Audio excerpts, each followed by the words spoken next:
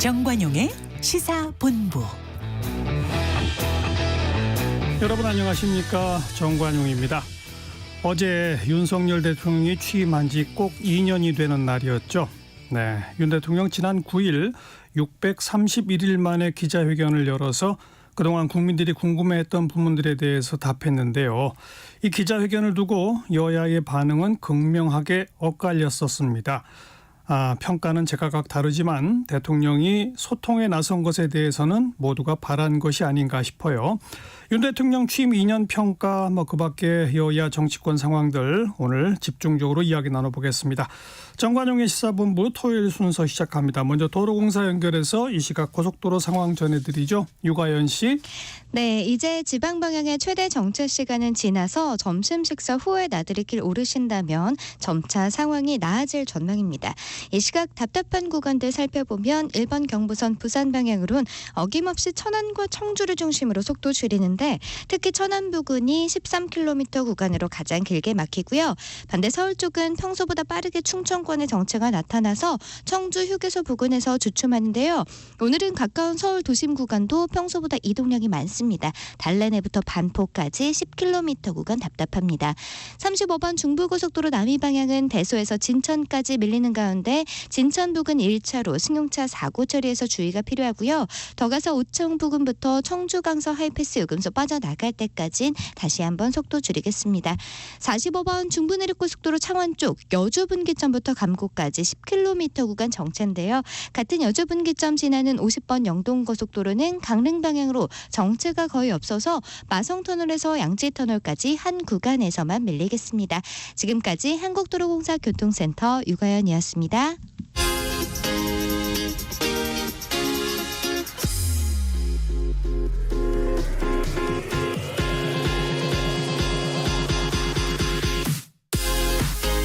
대한민국 시사의 중심 토요일 일요일 낮 12시 10분 KBS 1라디오 정관용의 시사본부.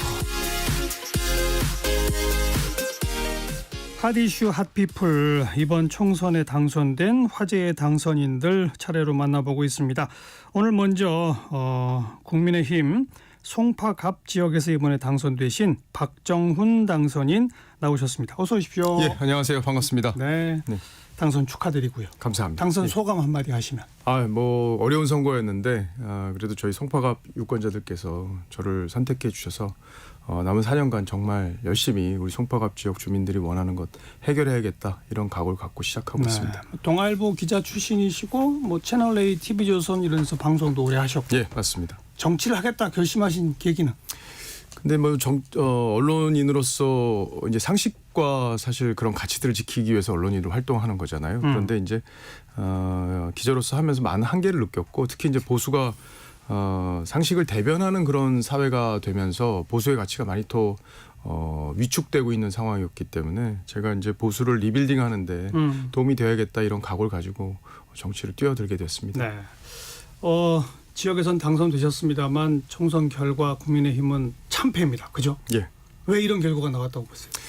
대통령도 그 부분에 대해서 이제 질문을 받고 기자회견 때 말씀을 하셨는데 어쨌든 정권에 대한 운영에 대한 심판이 국민들의 큰 이번 총선에 나타난 민이었다. 이렇게 대통령도 진단을 하셨고 저도 100% 그 진단에 동의를 합니다. 현장에서 가보면요. 유권자들이 말씀을 많이 하세요. 실제로.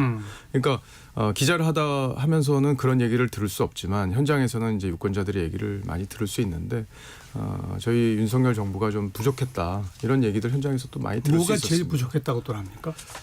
그러니까 국정 운영의 방향에 대해서는 국민들이 동의를 합니다. 예를 들어 이제 말씀을 드리면 의사협회 문제, 의사 증원 문제 이런 부분도 의사가 부족하다는 부분, 그걸 늘려야 된다는 부분에 대해서 많은 국민이 동의하시는데 그걸 늘려가는 방법에 대해서 이제 국민들이 동의 못했던 것처럼 윤석열 정부가 추진해 왔던 한미동맹 강화, 그 자유시장 경제 강화, 기업 경쟁력 강화, 또 노동시장 개혁 이런 부분들은 다 국민들이 많이 동의를 했는데 추진하는 방법에 대해서는 좀 더 대통령께서 국민들을 설득하는 과정 이런 것들 그리고 국민 눈높이에서 뭔가 대화하는 노력 이런 것들이 좀 부족하지 않았나 그런 부분들은 저희 남은 3년 동안 대통령도 많이 개선을 해 나갈 것으로 저희도 기대하고 있습니다. 그러니까 방향은 옳지만 실천하는 방법에 문제가 있었다. 국민들과의 소통이나 설득이 부족했다. 이제 이런 답변이시잖아요. 예.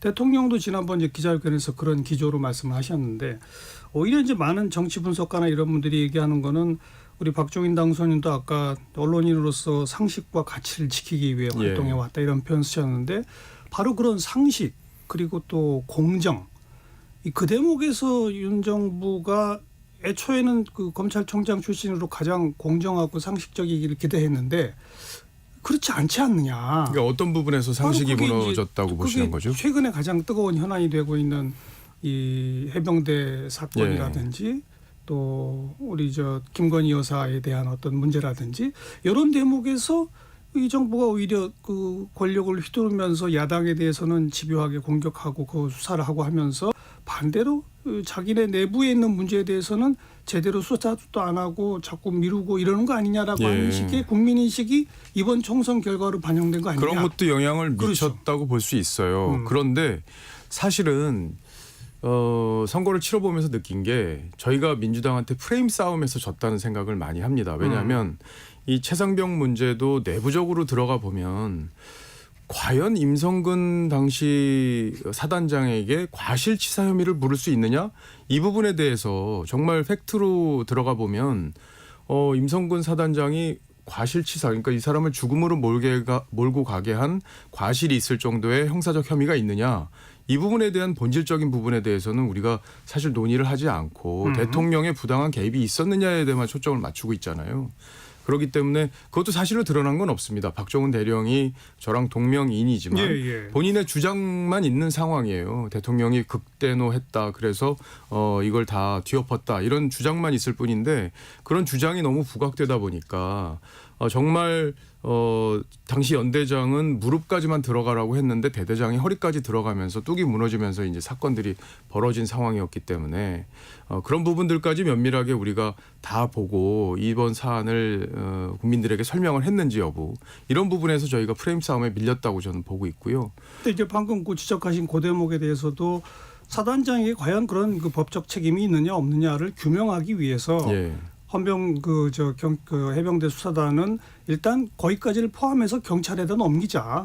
경찰이 수사를 해서 만약 그 죄가 있다고 생각하면 기소를 하게 될 것이고 검찰을 통해 재판을 받아봐야 결과가 나오겠죠. 그런데 수사권이 경찰에 있지 않습니까? 그러니까 혐의를 여기서 다 규정할 필요가 없다는 게 이제 당시의 판단이었죠. 넘기는 과정부터 어디까지는 넘기지 마라라고 한 것이 문제다. 이런 시각 아닙니까? 어디까지 넘기지 말라는 것보다는 이 사람들에게 8명에게 다 그런 과실치사 혐의를 적용하는 게 맞느냐 이런 거를 굳이 해병대 수사단이 수사권도 없는 상황에서 그걸 다 규정하는 게 맞느냐라는 문제의식에서 출발한 내용 아니겠습니까? 그렇기 때문에 그런 부분은 지금 경찰에서 수사를 해야 되고 지금 그것과 관련해서 고발이 돼 있기 때문에 직권남용 혐의가 있는지는 공수처에서 수사를 하고 있지 않습니까? 공수처는 그러라고 민주당이 만든 거고요. 공수처를 만든 과정을 보면 헌정사상 처음으로 선거법과 관련해서 여야 합의 없이 법을 처리하면서 공수처를 같이 처리하는 과정에서 공수처가 만들어졌는데 어쨌든 그 부분에 대해서는 공수처가 수사를 먼저 깔끔하게 마무리해야 된다. 그렇게 봅니다. 특검법은 그러면 거부권 행사하는 게 옳다. 그러니까 지금 현재로서는 민주당이 그러고 여기 민주당에서 2명을 추천하게 돼 있어요. 특검법이. 그러면은 민변 사람들을 특검으로 임명할 가능성이 높다고 보이는데 그런 상황에서 공정한 수사가 진행이 되겠습니까? 그렇다면 최소한의 여야가 합의할 수 있는 뭐 그런 기반이라도 만든 다음에 이걸 추진해야 되는 건데 그런 거 없이 독선적으로 추진했기 때문에 이 법을 받아들일 수는 없습니다. 현실적으로.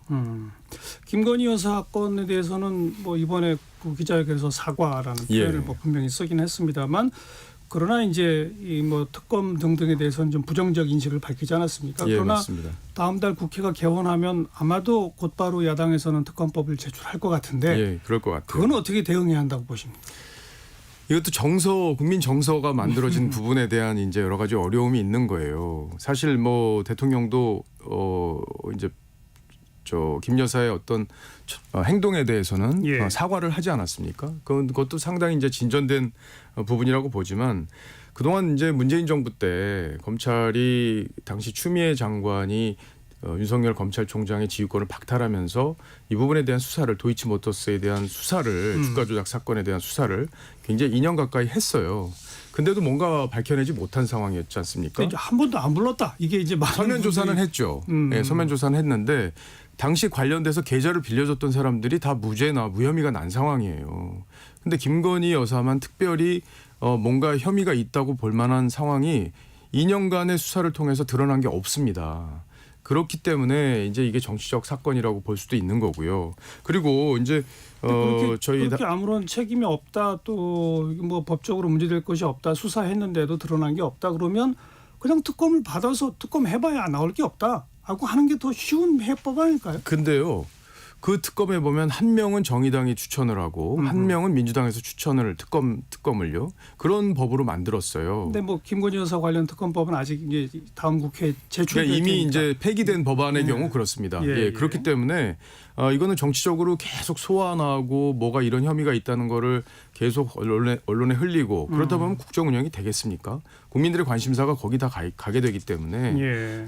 일단 혐의가 뭐가 있었으면은 그런 거를 덮었다. 그러니까 특검을 해야 된다. 외압이 있었기 때문에 이런 논리로 가면은 여당에서도 특검을 수용할 수 있는 어떤 근거가 되지만 이미 탈탈 털어서 수사를 다 해본 얘기를 나온 게 없었는데 네. 또 특검을 해야 된다는 거는 정치적이라고 볼 수밖에 없는 거죠. 근데 이제 아무튼 이 거대 야권은 이제 추진할 계획이고 예. 그렇게 되면 또 대통령은 이제 아마 거부권을 할 것이고 그럼 이제 다시 재의결에 또 가고 이러지 않겠습니까? 그럴 가능성이 높죠. 그 재의결 과정에서 과연 국민의힘에서 지금 몇 명이 이탈할 것이냐, 뭐 이게 또 가장 관심사예요. 특히나 최상병 특검 같은 경우는 뭐 예를 들어서 안철수 의원 같은 경우는 재의결 가면 나는 찬성표 던진다라고 이제 공개적으로 발언한 바도 있지 않습니까? 예.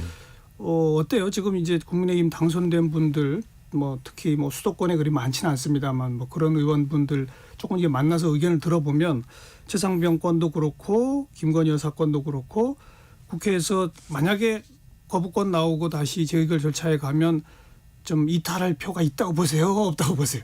예, 뭐 야당에서 많이 이탈해주기를 바라고 있을 텐데 지금 현재까지 분위기로 보면 지금 기존의 21대 국회에서 이거는 최상병 특검법은 재의결하지 않습니까? 그러니까 115명의 국민의힘 의원들이 이제 이걸 재의결에 참여할 텐데 15표 이상의 이탈표는 없을 것 같아요. 근데 22대로 가면 예. 이제 의석수가 좀 줄었기 때문에 8명 이상을 관리를 해야 되는 문제, 관리라는 표현이 맞는지는 모르겠지만 근데 이제 그거에 대해서는 인식이 지금 제가 드린 말씀의 연장선상에서 상당 부분 공감대를 갖고 있다고 저는 판단하고 있습니다. 8명까지 이탈 없을 거다. 그 정도까지 이탈하기가 어려울 거다. 왜냐하면 이 최상병 건 관련해서도 뭔가 은폐하고 있다는 게 박정훈 대령의 주장 외에는 구체적으로 드러난 사실이 없어요, 현재로는. 그러니까 공수처의 수사가 마무리될 때까지는 수사 결과를 봐야 된다는 게 저희 당의 알겠습니다. 공감됩니다. 뭐 충분히 그런 주장 국민의힘 입장에서는 하실 수 있는데 예. 우선 뭐 국민 여론조사 같은 결과를 보면 특히 최상병 특검이나 이런 거에 대해서는 상당히 높은 비중이 필요하다, 해야 한다, 뭐 이런 여론도 있고 하니까 야당으로서도 아무리 정치 공세라고 뭐 여당이 반박을 하더라도 여론이 이렇게 지지하는데 우리가 안 할 수 없다. 예. 이렇게 해서 하게 되고 또 거부권하고 그렇게 되면 뭐 총선 후에 대통령이 안 만나던 이재명 대표도 만나고 뭐 기자회견도 하고 뭔가 좀 이제 여야가 협치를 통해 뭔가 생산적인 민생 정치 하자라고 하지만 그건 자꾸 뒷전으로 미뤄지고 정쟁이 가속화되는 그럴 우려가 분명히 있죠. 예. 근데 지금 민주당은 특히 이재명 대표는 시간과의 싸움을 하고 있다고 봐요. 지금 사법부에서 이제 여러 가지 재판을 앞두고 있고 결과가 곧 나올 거예요. 특히 이제 선거법 재판 같은 경우에는 1년 내에 이제 아마 결과가 나올 텐데 지금 국토부에서 협박이 있었다라고 한 부분은 거짓말로 이미 드러나지 않았습니까? 그건 국토부의 문건이 이미 공개가 됐고 또 관련 공무원들도 이재명 대표에게 보고했다고 법정에서 증언을 했기 때문에 그 부분은 빨리 재판 결과가 나올 가능성이 있어요. 그렇게 되면 이재명 대표가 100만 원 이상만 선고받으면 정치 생명이 끝납니다. 그렇기 때문에 민주당에서는 지금 법사위까지 뺏으면서 이 법안들을 특검 법안들을 올려서 대통령을 탄핵시키겠다는 어떤 그런 목표를 갖고 지금 추진하고 있기 때문에 저희가 여기서 정치적으로 타협이나 여지가 생긴다든지 협치를 한다든지 이런 얘기들이 다 공허해지는 겁니다. 그런 기조를 민주당이 포기해야지만 여러 가지 일들이 풀린다. 예. 그래서 민주당이 대표의 사법 리스크를 방어하기 위해서 이런 특검법들을 추진하는 거에는 어쨌든 국민 여론도 이제 변화할 가능성이 있다. 저는 개인적으로 그렇게 판단합니다. 뭐 이재명 대표 방금 선거법 위반 얘기한 것도 뭐 대법원까지 가봐야 아는 거죠. 결국. 그렇죠. 예. 그러나 선거법 재판은 원래 빨리 끝내야 되게끔 법에 규정돼 있어요. 알겠습니다. 예. 알겠습니다. 이제 당내 문제로 좀 가서 최근에 우리 박정훈 당선인이 좀 논란이 되고 화제가 된 게 이철규 의원하고의 관련성 아닙니까? 예, 맞습니다. 결혼식장에서 무슨 일이 있었다고요? 그건 어제 제가 SNS를 통해서 밝힌 걸로 충분히 얘기는 할 수 있을 것 같고요. 다만 이철규 의원이 이제 강서구청장 그 보궐선거 때 사무총장을 했고 그때 이제 공천을 하지 말라는 당내 여론이 많았지만 공천을 한 당사자였고 그 선거 패배로 당이 무너지기 시작하지 않았습니까?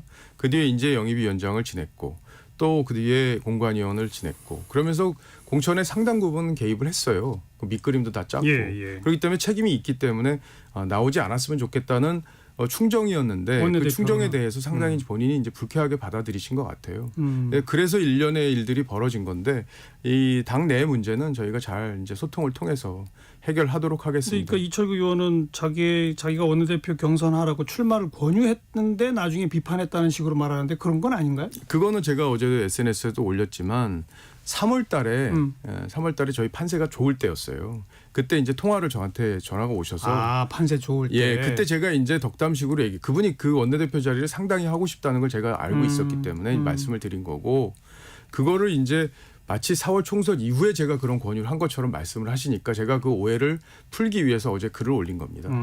예. 지금 이제 국민의힘 전당대회 관련해서는 이 경선 룰을 바꾸느냐 마느냐가 가장 큰 쟁점인데 뭐 이철규 의원 같은 경우는 지금 비대위에서 그런 경선을 바꾸는 거는 안 된다는 식의 입장을 밝혔잖아요. 예. 지금 당선인들 입장은 대체로 어떻습니까? 뭐 각자 생각이 다 다를 것 같아요. 그 부분은. 그러니까 이철규 의원 같은 경우에 지금 한동훈 위원장이 다시 복귀하는 거, 당대표로 복귀하는 거에 대한 상당한 견제를 하고 있는 걸로 지금까지 쭉 보면 나와 있죠. 그러니까 나도 책임이 있으니까 안 나왔으니까 당신도 나오지 말아야 된다 이런 식의 논리까지 이제 라디오에서 얘기를 했는데 아마 이 룰을 바꾸든 안 바꾸든 한동훈 위원장이 다시 당권 도전하게 되면 상당히 유리할 걸로 보입니다. 예. 다만 저 개인적으로는 우리가 이제 국민들로부터 질책을 받았기 때문에 당원들만으로 대표를 뽑지 말고 국민 여론도 좀 참고해야 된다. 그 정도의 여론은 우리가 좀 수용을 할 필요도 있지 않느냐. 저는 개인적으로 그렇게 생각합니다. 그쪽 의견이 좀 다수예요. 아니에요?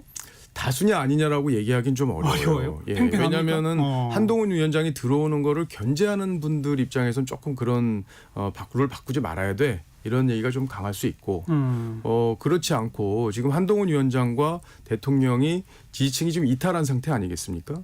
서로 이제 갈등이 있다고 하니까 대통령 지지자들은 한동훈 위원장을 싫어하고 한동훈 위원장 지지자들은 대통령을 또 견제하려고 하고 이걸 하나로 뭉치는 작업이 저희 당으로서는 시급하다고 보기 때문에 어쨌든 여러 가지 이런 단합의 노력들이 앞으로 좀 이어지지 않을까 싶습니다. 한동훈 위원장은 나올까요? 안 나올까요?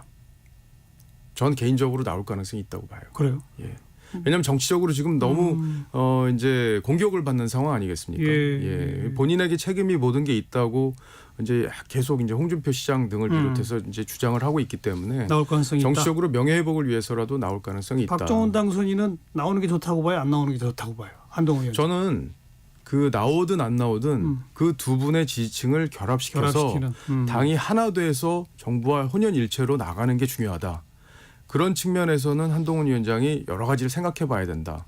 예. 그 부분에 초점을 두고 생각해야 된다고 봅니다. 그러니까 뭐 예를 들어서 나오더라도 윤 대통령과 각을 세우는 방식이 아닌 화합하는 방식을 한다. 이런 주장이에요. 예, 맞습니다. 그런 거죠. 대통령도 일단 어제 기자회견에서 한동훈 위원장과의 화해나 이런 거에 대해서 가능성을 많이 열어놨고 제가 대통령실 분위기를 들어봐도 지금 대통령실도 그게 필요하다고 보고 있습니다. 그래서 한동훈 위원장이 이 부분에 대해서 화답을 하는 게 중요하다. 저는 개인적으로 대통령이 그렇게 보고 빨리 있습니다. 또 전화 통화도 하고 만난 식사도 하고 해야죠. 한동훈 위원장하고. 일단 대통령은 손을 내밀었고 이미 그 전에도 한번 손을 내민 적이 있기 때문에 한동훈 위원장에게 지금 공이 가 있다. 이렇게 볼 수 있겠습니다. 자, 국민의힘은 이제 그런 화합형 전당대회로 갈지 좀 지켜보도록 할게요. 예. 우리 박정훈 당선인은 상임위는 뭐 어디를 희망하십니까? 상임위는요, 이제 각자의 전문성 그리고 이제 희망하는 내용들을 다 가지고 조율을 할 텐데, 그렇죠. 당의 어쨌든 분위기 이제 원내대표가 막 뽑혔으니까 그걸 잘 상의해서 좀 결정하도록 하겠습니다. 본인의 희망은? 희망은 저희 지역에 사실 이제 문화부 관련 그 민원 사항들이 많아요. 풍납동 이제 백제 유적지 문제 이런 것들이 있기 때문에 저는 이제 문체위 일을 이제 그쪽 가서 이제 그런 문제들을 해결하고 싶은 그런 욕구가 있는데 희망대로 될지는 그건 이제 가봐야 되겠죠. 조정을 해봐야 되겠죠. 예, 맞습니다. 네. 알겠습니다. 다시 한번 당선 축하드리고 나와주셔서 감사드리고 앞으로 자주 나오시길 바랍니다. 예, 알겠습니다. 자주 불러주십시오. 국민의힘 박정훈 당선인 함께 만났습니다. 고맙습니다. 감사합니다. 12시 30분 좀 지났습니다. 기상청 교통정보센터 차례로 연결합니다. 먼저 기상청의 송소진 씨. 하늘이 흐립니다. 오늘 전국에 비 소식이 있는데요. 지금 경기